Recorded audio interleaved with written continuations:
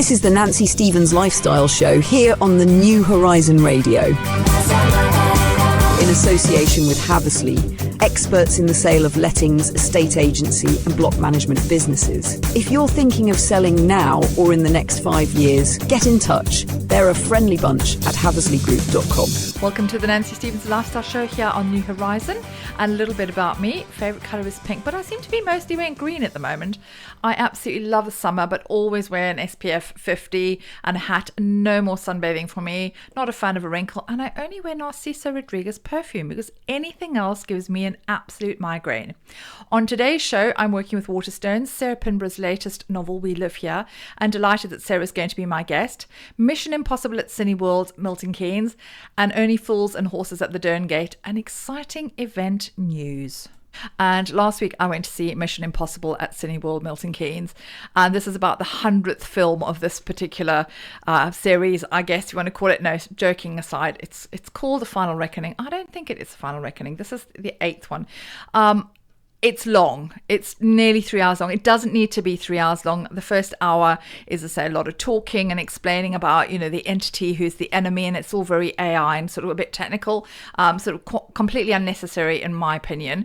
But it's pure escapism. And so once it gets going, it's great fun. I mean, it's Tom Cruise doing what he does. I mean, there's a lot of running. Probably 3/4 of the film, Tom Cruise is doing his running man thing. Hilarious.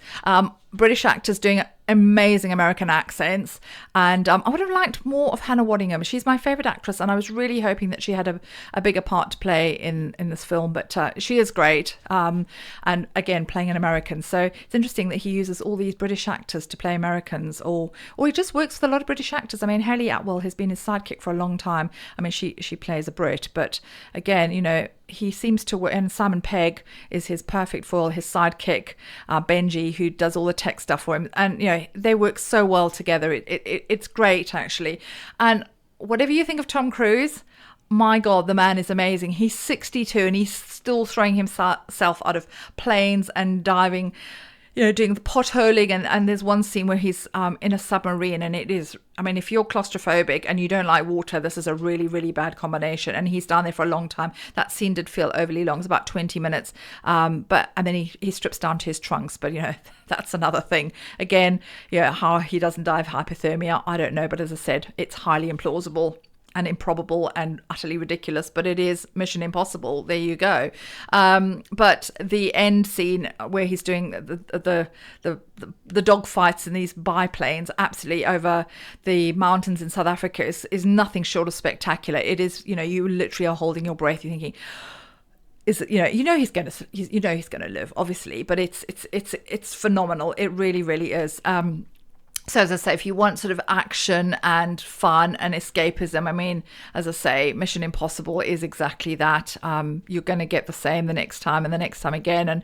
And we did watch, before we watched this one, we watched a little clip on YouTube, and it sort of summed up the last seven series films. And I said, not a lot's changed really. I mean, he's just got older, but it's all variation on the theme. But it's fun if you like, I say, high octane, high energy, dangerous stunts, and pure escapism. Mission Impossible is the one for you, and it's going to be on at Cineworld for quite a while.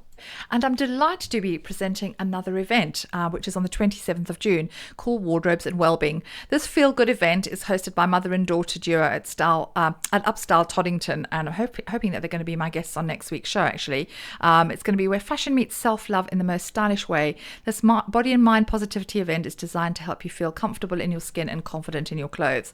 So I'm going to be doing my dopamine dressing part, showing you how to express joy and confidence through colour and clothes. And what's so lovely about their shop, Michaela and Caroline's shop, is it's an array of colour. I mean, honestly, and everything's colour-coded when you walk in, and it's just, I mean, it's an assault on the senses, but in the best possible way. So for me, to be able to do a dopamine dressing session in a shop that just celebrates colour is amazing. And also the great thing about a lot of their clothes is they're all one size, so they kind of fit everybody. And it's about body positivity, so accepting the size and the shape that you are and looking amazing. Because I always say there's no such thing as the wrong body, only the right clothes. There's also going to be a mind reset with local coach and hypnotherapist Joe, helping you release old patterns and embracing your inner self, positive mantras and body positivity practical tools to boost your self-esteem, and the chic surroundings, as I say, of this gorgeous little shop. And as I say, I'm really, really hoping to have Caroline and Michaela on next week's show.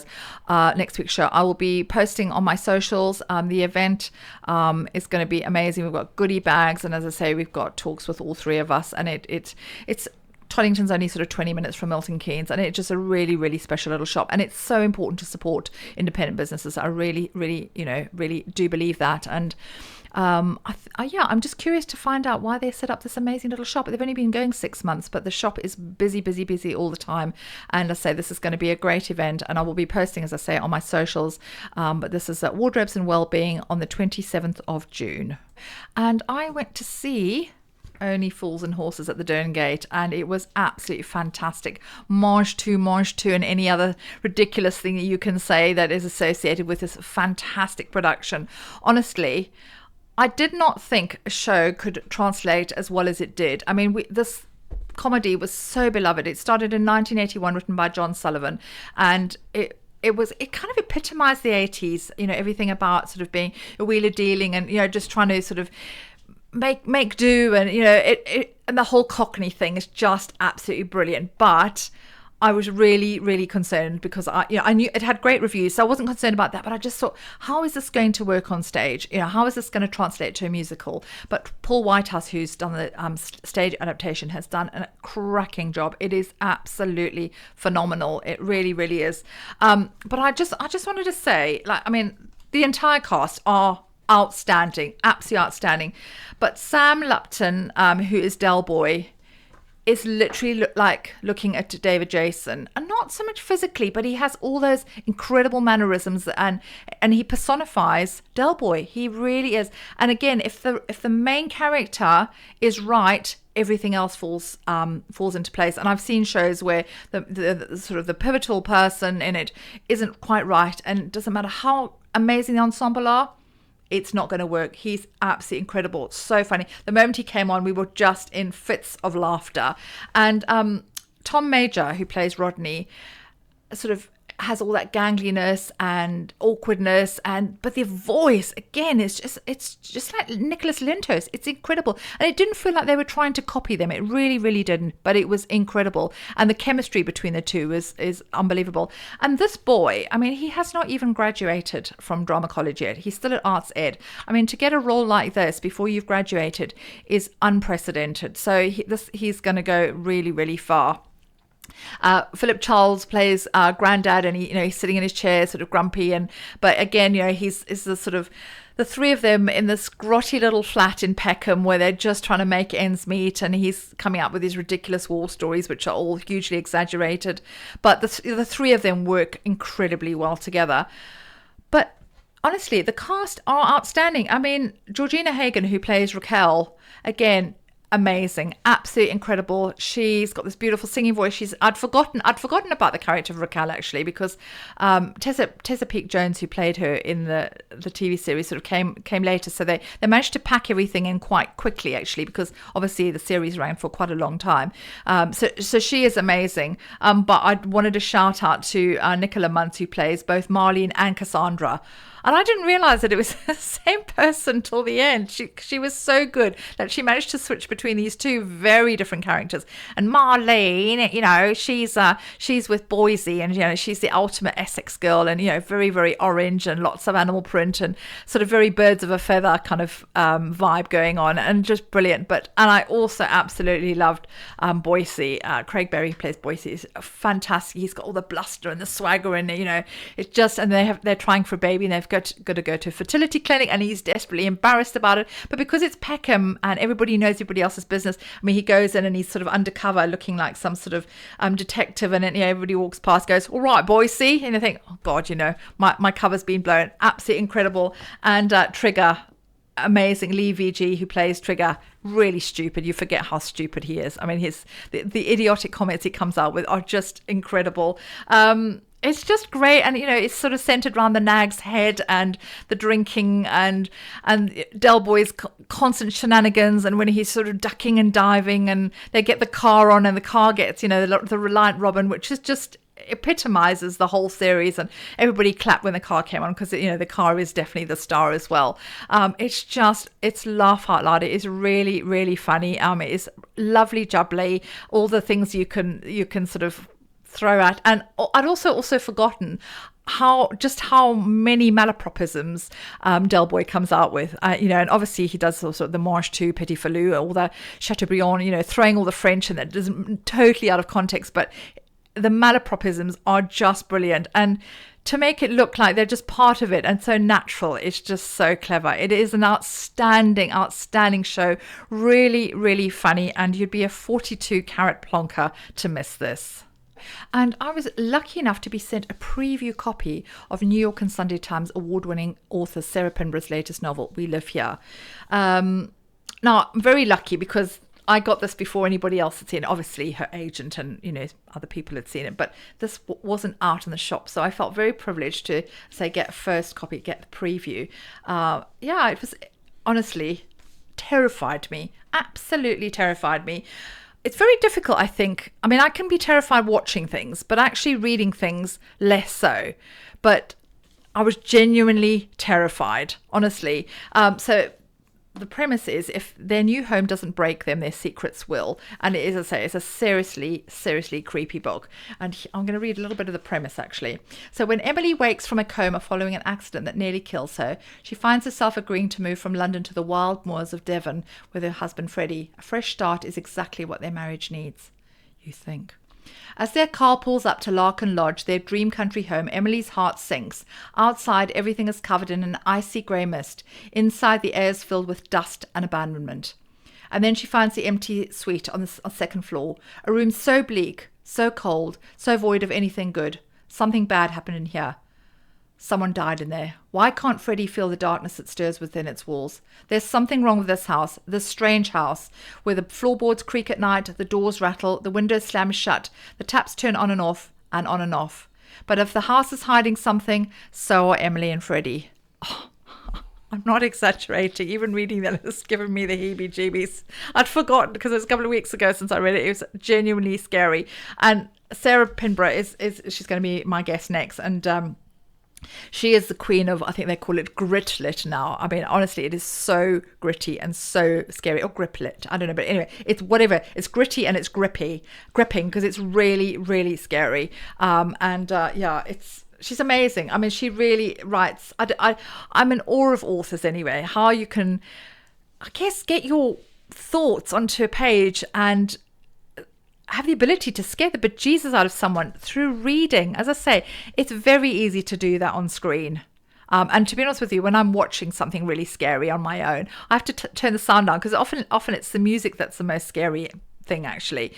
So I'll turn the music down and I can see what's happening. But for a book to be this scary, honestly, absolutely incredible. And I say I'm really looking forward to chatting to Sarah about her sort of illustrious career and this incredible book, which is absolutely smashing it, on the bestsellers list. So yeah, we'll be speaking to Sarah in a minute.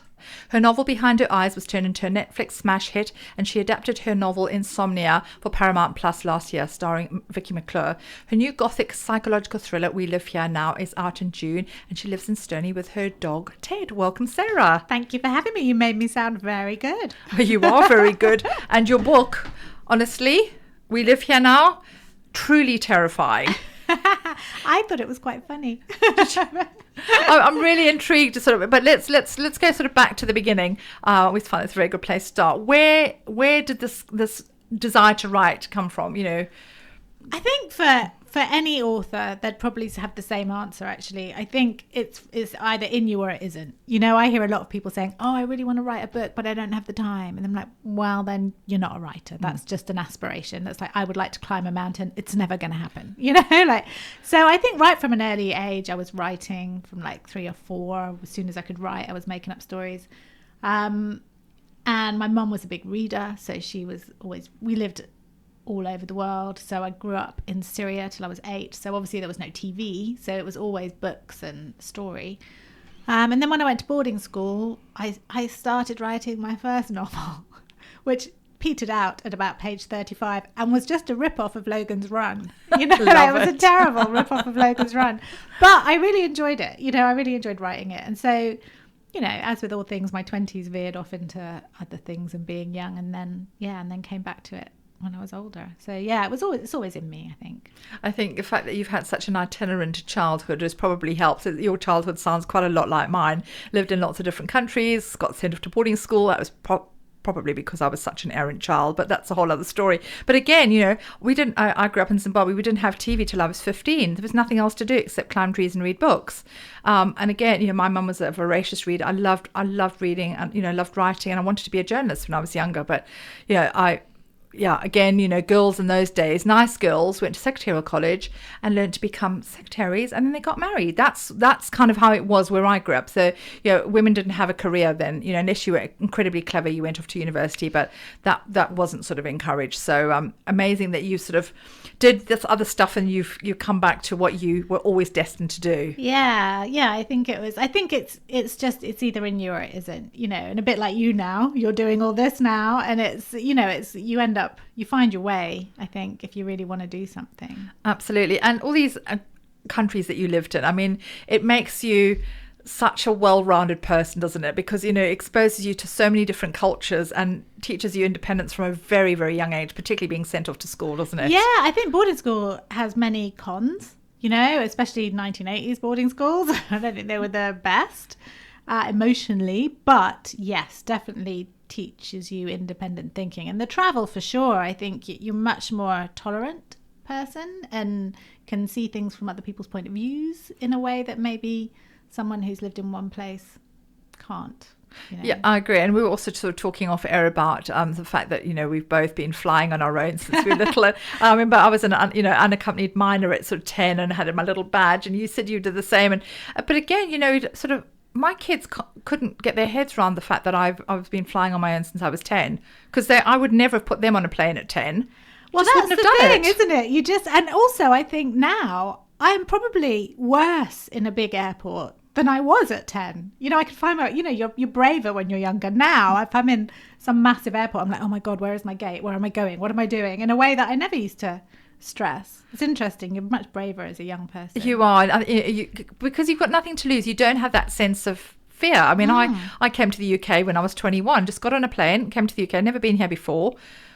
Didn't even think about the consequences. But now I'd be like, oh well, I've got a mortgage, I know, you know, and I've got a proper job, and you know, what about this? What about that? And friends as well. Friends. You're much more settled yes. as you get older. It makes it much harder to leave somewhere. Yeah, but as I say, it makes. I guess that has helped in the writing process for you, is that you've had all these different, being exposed to these different cultures. You've been independent from a very young age, and we both share a love of, we both share a hate of turbulent flying, don't we? Yes.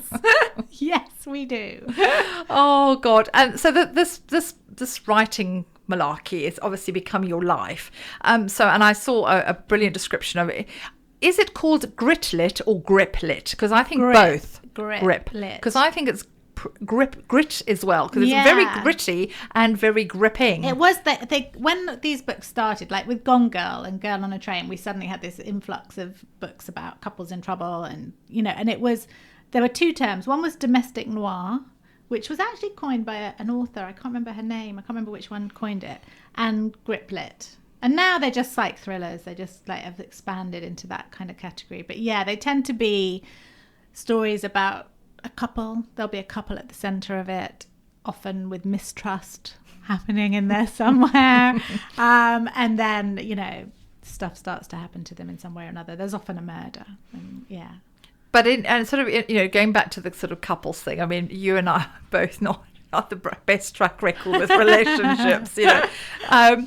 So, you know, does any of your sort of difficulties with relationship, is that borne out through the writing process? Because, you know, that mistrust that, you know, that one can incur in a relationship can really kind of mess with your head and your psyche on a daily basis. So surely that must come out in your writing. It does in some. I mean, in this one, I was more interested in long-term relationships, which I am completely incompetent at. I think 3 years is my maximum, and I'm out. Yeah, you know, like I'm tapping out at that point. So I'm really fascinated by how people can do those long-term relationships. And I'm also fascinated, like, I believe, and it sounds awful, but I believe that every relationship starts with lies, you know, because even in the best possible way, you want to impress someone. So if you meet someone, you really like them, you know, you dress to please them, you pretend to like, especially when you're younger. I think in your 50s, 40s, you're a bit more like, oh, sod it. Yeah. This is what I like, this is what I don't like. But when you're young, I remember saying things like I liked classical music to someone, and, you know, I kind of hoped I'd grow to like it, but I did not. Yeah. You know? So you tell these lies, and they're white lies, but they're still lies. So you're creating a false image of yourself, and so is the other person.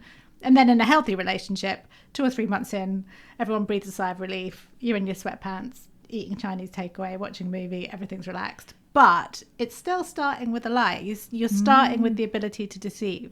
So then, and I also think that every marriage is full of secrets and lies, because if you were honest, there would be no marriage. Because if we could see in each other's heads all the time, you know, like, we think unpleasant things all the time. Oh my God. But you could never say out loud, and you might love a person. It's why, you know, it's why friends talk behind each other's backs, because you love a person, but you have irritations, you know? So maybe this is why I don't have any relationships. Oh, I love it. That's why Oh, I've got a God. dog. We need to talk more about relationships. And we will talk about books, but yeah, we definitely need to talk about relationships. So we'll come back to dodgy relationships, though. And, oh, God, the conversations that one has off air are comedy gold, actually. Sometimes I think they're better than actually the things that go out on Spotify and YouTube, but mostly they're X-rated, aren't they? They are indeed. The conversation went down a whole other avenue we weren't expecting, but we were talking about relationships, and obviously, you know, that's the sort of, you know, your books are based on sort of messed up couples, but for us both, you know, we've had spectacularly bad relationships, and as you quite rightly say, every relationship begins with lies. It does, doesn't it? And when you said that first, I did a sort of a backward thing, and then I was like, actually, no, you're right, because we do present our best selves. We do, you know, you said you pretended that you were interested in classical music when you were 21, and then, you know, but again, those things come back and bite you in the bum, don't they? Because, you know, we all, as I say, we all look, you know, we all want to look our best, and we know we're like, yes, I'm really interested, and you know what, you know, I mean, I went out with someone once. I mean, oh God, I mean, we definitely need to do a relationship podcast, but anyway, I went out with someone once who was an absolute Tottenham Hotspur fanatic. I mean, I hate football with an absolute passion, and I went to a match. I mean, it wasn't too bad, to be fair, but we were just so incompatible. And I don't know about you, but I've been out with guys before just because they liked me, not I think there is something really in that, and I think it's quite a female thing, like this need to, oh, they really like me, this is great, someone thinks I'm good. Because I do think that also for women, from an early age, we are taught that being ourselves is not enough to get love, because we watch our mums put on heels, put on makeup, but, you know, like, it's a huge disguise. And more these days, you know, I've seen people on Instagram photos and then seeing them in real life, and I wouldn't recognize them as the same person because of the makeup, you know, they're so good now at, you know, filters, makeup. Yeah. So I do think that women especially, there is a sense of need to please that's almost conditioned in us from centuries of, like, we need a man to secure our future. And even though those things have changed, it is centuries of conditioning, you know, like, my mum will still say to me, when are you going to get yourself a rich man? I mean, like, she's joking, but it's like... But I get it, and I get it. I get it from some of my friends. But I split up with my partner last year, and, you know, the relationship had ended, you know, for many reasons, and, you know, he wasn't in a good place, and I couldn't live like that anymore. And I just, you know, I emotionally sort of checked out. I was done. And my relationship before that, he was a sociopathic narcissist. You know, he lived a double life the whole time we were together. You know, again, it sort of ignored all the red flags, and I've forgotten where I was going with this. Oh yes, but friends have said to me, but he seems like such a nice guy. Well, yeah, but he wasn't really, actually. And probably made you work for the affection. Oh yeah. Oh my God, absolutely. I had to work incredibly hard. It was exhausting, and but that whole kind of people saying, oh, you know, you're ready, you know, do you want to meet someone, you know, he seemed lovely, or so you're ready to start dating. No, I'm not. and jokingly, again, they say, oh, all you need is a rich man. No, I don't, actually. I can do this on my own. And yes, things might be tough financially for me, but I would rather do it on my own because I'm going to get so much more satisfaction from carving my own way in life. And generally, I don't know about you, but the happiest I've ever been has been genuinely when I've been single. Oh, totally. Because I think you can be much more lonely in a couple than you can be on your own. And also, there is just, the longer you are on your own, the less you want to share your house with someone. And your bed. I wouldn't, my bed is sacred now. I always think that this is my other relationship therapy advice to people, especially long-term marrieds. I always think you need 3 bedrooms for a couple. You need one for each of you so that you've got your own sleeping space. And then you need a 3rd bedroom where you have sex. Because you can leave all your personal stuff at the door. There's no bed booked by the bed. There's no mouth guard. There's no snoring strips. There's no, like all this stuff that you clutter and, underwear on the floor, whatever. That's just a bedroom where you leave yourselves at the door and you go in and go, right, who are we going to be today? Because it's tedious otherwise, isn't it? Like, you know each other too well to want to have sex. Yeah. Like, this is a person you like. Why do you want to have sex with them? Which maybe says something about my inability to have a proper relationship. I totally agree. I've always, and I will always be anti having a television in the bedroom. For me, televisions are for sex and sleeping. And bedrooms are for sex and sleeping. What did I say? Oh, God. I was like, okay, we're going to a dark place. Oh my God, I'm so menopausal. I cannot even string a sentence together today. Bedrooms are for sleeping and sex. Yeah, totally. And having a television in there for me is an intrusion, and it is a distraction, and I've always been anti. And every relationship I've been in, that person has said, "Oh, can we get to?" And I'm like, "No, absolutely not." Having an iPad in there is bad enough. But no. So I totally agree with you. I mean, I think separate houses is the way forward. Actually. If I was with someone now, I don't think I would. I definitely want to have our own. We might spend a lot of time together, but I'd definitely keep my own house. Yeah, no, I'm not going to live with anyone again. And just the financial commitment of throwing your lot in with someone. I've made mistakes there before. I'm like, hell no, I haven't worked this hard for someone else to come in and tell me how to spend my money. Absolutely. And again, it's not always easy, but I definitely feel in the last, now that I've sort of, the grieving process is less painful, and is sort of abating. I definitely feel happier. I feel like I found me again. I found my voice. All the stuff that I'm doing now, I wasn't doing this a year ago. No. I think of what I've done in 6 months to what I did in 4 years.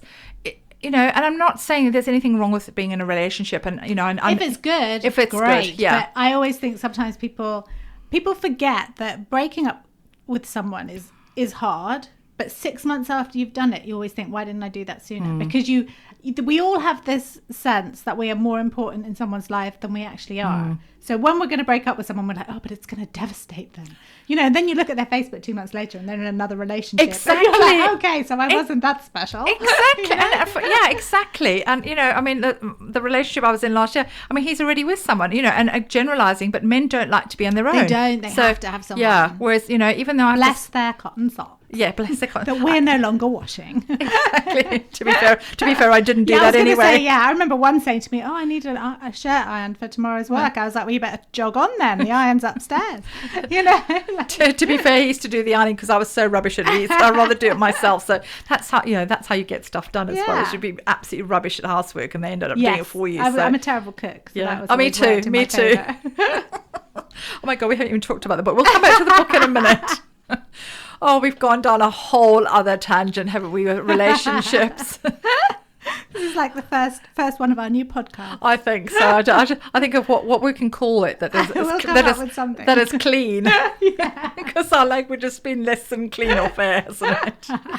But yeah, so obviously the premise, at the centre of your books is flawed relationships, and obviously that's something that you and I could pretty much write a dissertation. And we got first class honours degree in rubbish relationships. But this particular couple, Freddie and Emily, are just the secrets and the lies, and this really scared me. And I was saying earlier when I was doing a review for the book, I was just saying it's very rare that a book actually scares a bejesus out of me. Because when you're watching a film, and I I get really scared and I can scare myself. I don't like horror, but I do like a good thriller. But I have to turn the music off because for me, the music is the thing that is so scary. I can be watching someone having their throat slashed, but if there's no sound, I'm fine. But as soon as there's music, it's very sort of emotional and very evocative. But actually reading this, I had to have, I was sort of conscious that my boys had to be there. I didn't want to read this when I was on my own because I was saying, what's that noise? What's that noise? What's that creak? So it really did actually scare me. It's a mashup of a psychological thriller and a gothic thriller, really. And it's not horror. There's no one's getting their throat slit or anything horrible like that. But I think the gothic is very much about isolation and paranoia, and it's very often a woman in a house isolated on her own, which Emily is for much of the book because Freddie's off to London to work and she's out on Dartmoor. She's recovering from this awful injury, so she's fragile mentally and physically. So that makes her more isolated from her friendship groups and everything. She's been in hospital a long time. So I wanted to put in the things that creep me out, which are not big scares. They're more like corner of your eye stuff. And was that there a minute ago? How did that, there's a nail, that this isn't giving anything away, but a nail is in the ground, is in the floorboards, and Freddie says he's pulled it out, but then the nail reappears. And, the house feeds their mistrust of each other and their irritation with each other. It's always too cold for Freddie, it's always too hot for Emily, and all these sounds like most couples, menopausal this is the woman. thing. It's like it's using all the niggles of relationships. It's like the house encourages those to get bigger and bigger and bigger, and obviously being a thriller, they've both got secrets from each other on top of that. So we have Emily, who decides that the house, she decides she thinks the house is haunted. Freddie thinks she's just being paranoid. And the journey they go on while she tries to find out what's going on in the house also unravels their marriage. And, things don't go well. No, they don't. But it's interesting because you talk about the nail that was there and then it wasn't. But it's like being gaslit, And again, unfortunately, I've got, way too much experience of being the recipient of, being gaslit. And it is, there's lots of gaslighting that's going on there. And because then you start second guessing yourself. Did that happen? Did I say that? And it's a scary thing, but it's a very real thing. And for centuries it's been, I know that term came from sort of a 1940s movie, but it's been a thing for, you can go back in fiction hundreds of years, and relationship gaslighting is in stories, forever. And I think because the places we should feel safest are in our relationships and in our homes. And for women especially, that doesn't always work out the case, like domestic murder, so I think that's why these sort of psychological thriller books have really taken off, because the place we should feel safe as women is often the biggest betrayal, Interesting. So it's a fun, I'm doing air fingers, but it's not a fun playground, but you can make it a fun playground, But the setting is very desolate in itself. I mean, Dartmoor, is bleak, and it's a perfect setting for this kind of sort of haunted house scenario, isn't it?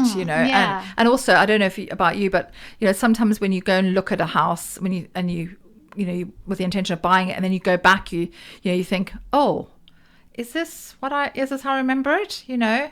I think you can idealize something, and then you don't see something for a while. You think, oh, actually, that's not that amazing, or that's actually, and then it's too late. You're committed to the process. Yeah, and they're the two biggest commitments you make in your life as well. Like a mortgage, the biggest debt you take on, and a marriage till death do us part. These two big commitments laced together, I think was good subject matter. Oh, it's absolutely terrifying, and I want people to get to the end and smile.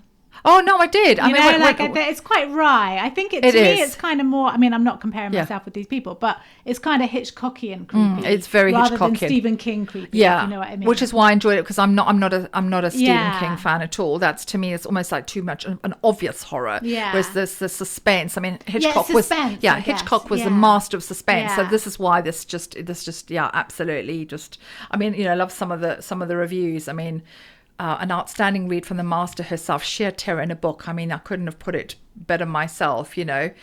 Sarah Pinborough at her mind-bending best, you know, eerie, clever and darkly funny. The twist blew my mind. It did, you know, it really did. I was like, oh, that was a sucker punch. It really was. But as you say, there's that sort of that twist. You're like, okay. And that, for me, that's a sign of a phenomenal author where you just think, I did not see that coming. Yeah, I was hoping for that. I think it's, you know, Behind Her Eyes had that, and it's very hard to repeat that, you know, like, and people expect you to repeat it, like these things can come out of nowhere. But with this one, I was just like, oh yeah, I think people are going to smile when they get to the end and think, oh, cool.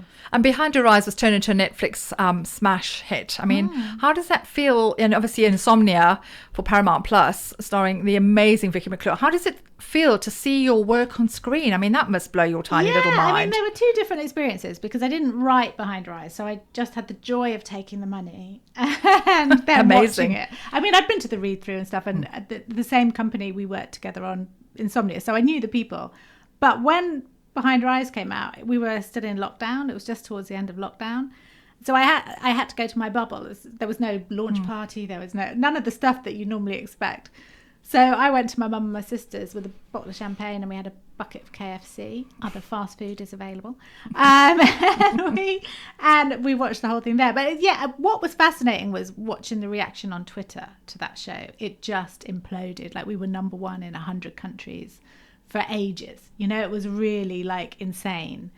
So that was new to me, and just great seeing people being so surprised by the end. But then with Insomnia for Paramount, I mean, I wrote all the episodes and I exec produced it, so I was every step of the process. So that was exhausting, but it was also great fun. And, you know, it's much more of a team. Writing a TV show is a team effort because everyone has a say, and, you know, things change because of budget. So, you know, if you watch Insomnia, there's not a single conversation happening in a moving car because that's expensive, you know. So yeah, I have to rewatch that now. So people will have a conversation getting out of a car, and then you have to cut things because you can't make the day for the, you know, like. So it's a really interesting. It's such a movable feast, television. Nothing is set in stone, you know, until it's locked at the end. And you can fight for a scene, and then I fought for a scene, and then in the edit, I was the one who took the scene out.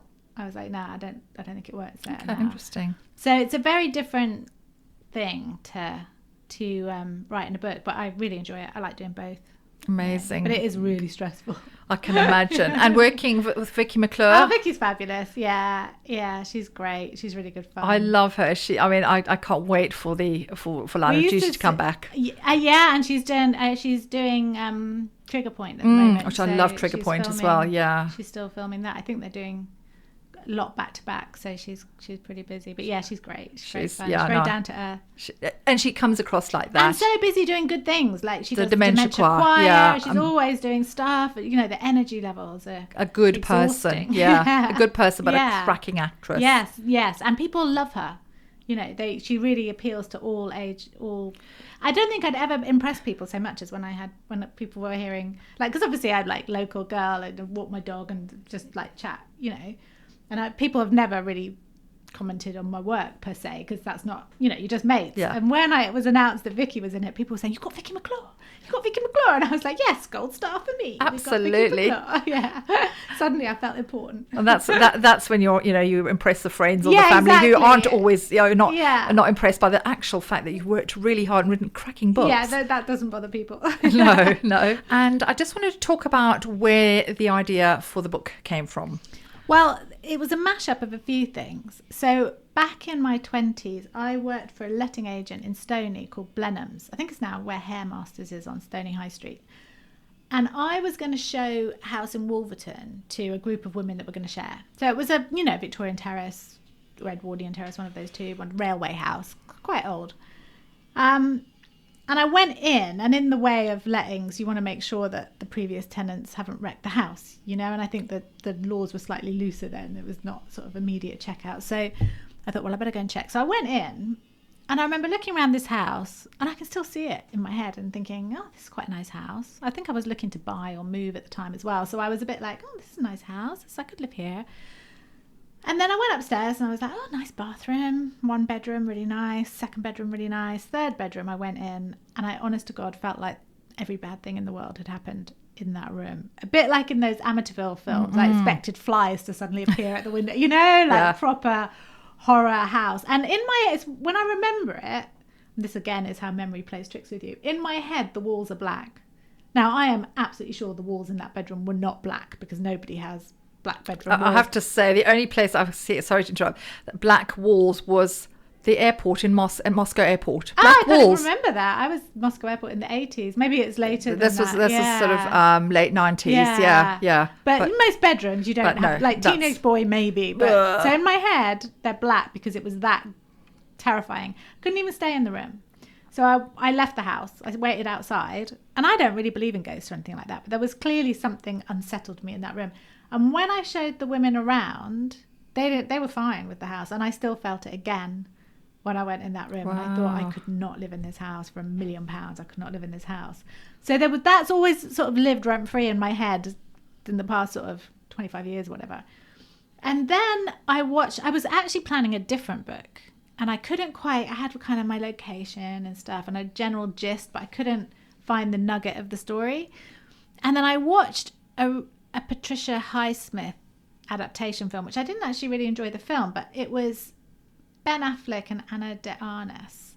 And they play a couple who love each other but really don't like each other very much. Or not even sure if they love each other anymore, but they're kind of tied together in this very unhealthy relationship.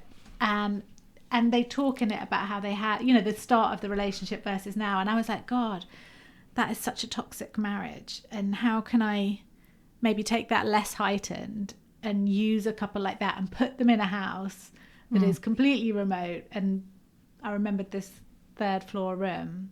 And then it kind of came from there. And just this idea of wanting everything you liked about a person and then realizing that there's loads about a person you don't like, and what can you do about that? That was kind of where, without giving anything away, that was where it kind of came from.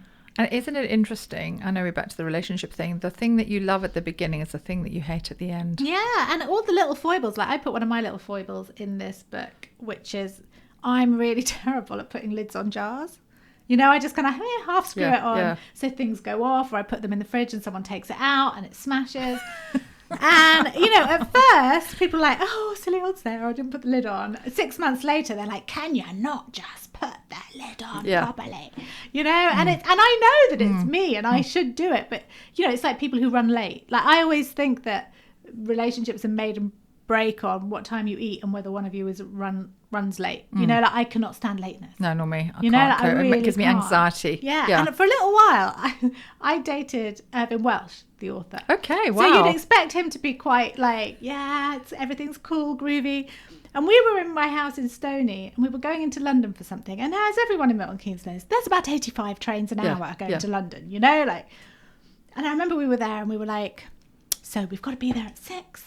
It's now 3. Maybe we'll get a train at 4:30. And we were like, yeah, that's good. And then we were like, maybe 4.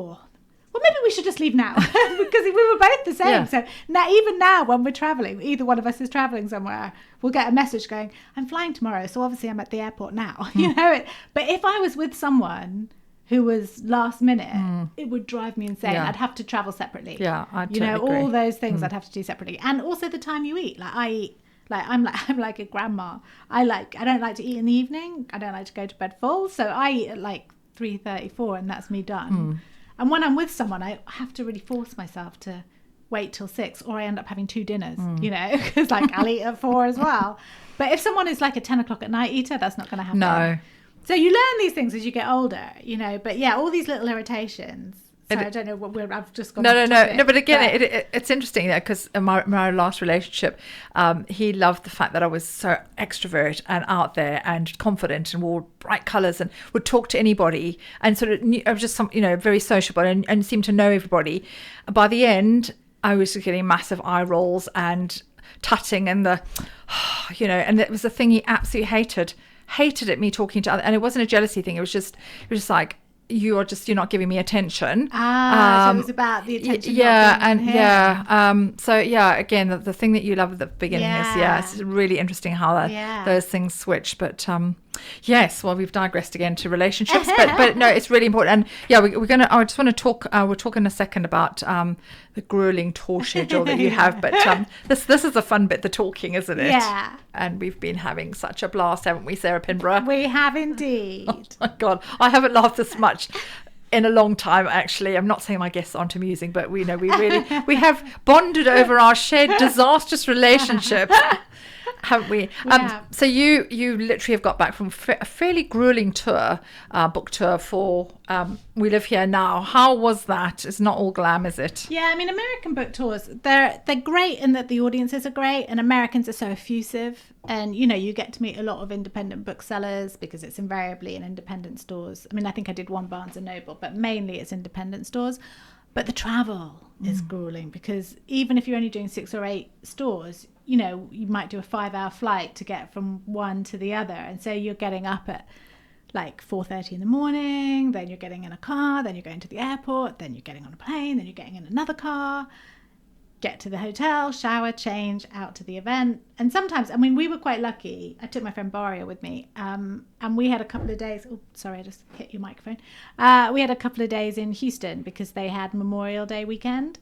So we had a couple of days there where we just literally just dissolved into a big pile of food. But it's tiring. It's good, but it's tiring. But the joy of an American tour is it shows that your US publisher is taking you seriously. They're never going to make the money back that they spend on the tour, the hotels, flights, whatever, but it tells booksellers, we're taking this book seriously, so that is good. But I mean, when I did the Behind Her Eyes one, it was 2.5 weeks, and I was exhausted when I got back, and then I realized that they look glamorous on the photos. Like, all my friends are like, oh my gosh, you had so much fun on your Instagram. I was like, yeah, it's work. It's creating content for work but it was, in hindsight, it was fun. But yeah, they are tiring. That's the Instagram versus reality thing, though. Everybody thinks you're living this amazing high life, but actually, you've, writing the book is, a solitary experience, and then you have. And I love my own time. I love my own time and my own space. I live on my own. I have a dog. I'm very happy in my own company. So doing 24/7 with other people is a lot for me. So I will, by the end, I've got to go to London tomorrow to launch this, and then the weekend is just going to be chill. Yeah, amazing. And you live in Stony Stratford. For international listeners, Stony Stratford is it's kind of separate from Milton Keynes, but it's we like to think so. Yes. But it's this cute market town which has got its own vibe, hasn't it? It's its own culture. It's like 1,000 years old. It's one of the cornerstones of Milton Keynes. I think they built Milton Keynes within the sort of boundary of 5 villages. So Milton Keynes Village, Stony Stratford, Bletchley, Newport Pagnell and Woburn Sands, I think. Yeah, something like that. No, maybe not Newport, but yeah, maybe Newport. It was those 5 old villages. And my parents always had a house here because my dad used to work at Hanslope Park, so it was Foreign Office. So everyone from that Hanslope Park work centre had houses in the villages, and then of course Milton Keynes grew up around it. And people say horrible things about Milton Keynes, but I think it's great. We've got great links, we've got theatre, we've got great arts culture, we've got great creativity in the town, and Stony is like a mini hub of all of that. Like this week is, they have like a music festival for a week. They have there's folk on the green. They have like loads of drama stuff, and they've got beautiful high street with lots of pubs. And when I moved back here, I remember thinking, oh gosh, it's so quiet compared to London. But now when I go back to London, I'm like, oh, everybody's so rude. Nobody smiles at you. Whereas in Stony, everyone's like, morning, morning, morning. And having a dog as well, I've got to know so many people in the town, and it really feels like home now. So it would take a lot to make me move out. I might get if I got super rich, I might get a second place somewhere, but I would always have a place in Stony. A little Piditier in Chelsea. Yes.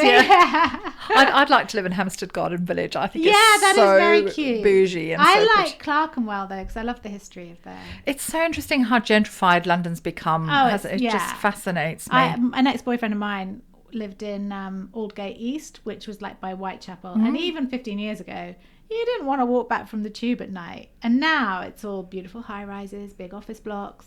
You know, it's everything has been revamped. It's incredible. I used to, when I lived in London, you know, when I came to the UK about 35 years ago, King's Cross was just shocking. I mean, it was just prostitute central. And drug addicts, And now it's just, you know, it's so bougie, and it's just a lovely place to go. And, you know, it's incredible. I don't know if people who lived in London could have foreseen it, and those who've lived in those areas must be rubbing their hands together with glee with their £2.5 million houses now. But exactly. It's really interesting. So you love Stony. You've got your dog. So dog's much easier than men. I've got a cat. She's much easier to manage than a man as well. So sounds like, you know, life's tickety-boo. It's not doing bad. Yeah. I'm happy. Good. And the book is doing really, really well. I think it's just going to, you know, go from strength to strength. I mean, I say I got my preview, so that was very exciting. But it is available at Waterstones, Milton Keynes. Yeah.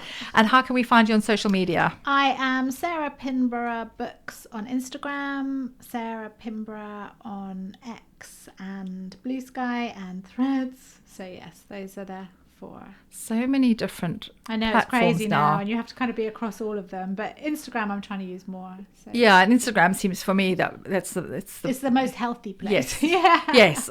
Use that word in inverted commas. Yeah, exactly. But thank you so much. We've just had an absolute blast. It's been great fun. And my face is just aching, and I think a relationship podcast might be a spin-off though. Mark won't let us. Chris, sorry, where did I get Mark from? Chris. You look like a Mark. Chris, are we allowed to do a relationship podcast? I think that'd be hilarious. He said no to us. I've asked him one area. I'll take that one. Yeah. Yeah. Sorry, Chris. Oh no, it's been amazing. Honestly, in all seriousness, and this is such a great read. Don't read us when you're in the house on your own, because you will scare the bejesus out of yourself. We Live Here Now by Sarah Pinborough. It's been an absolute pleasure. Thank you so much.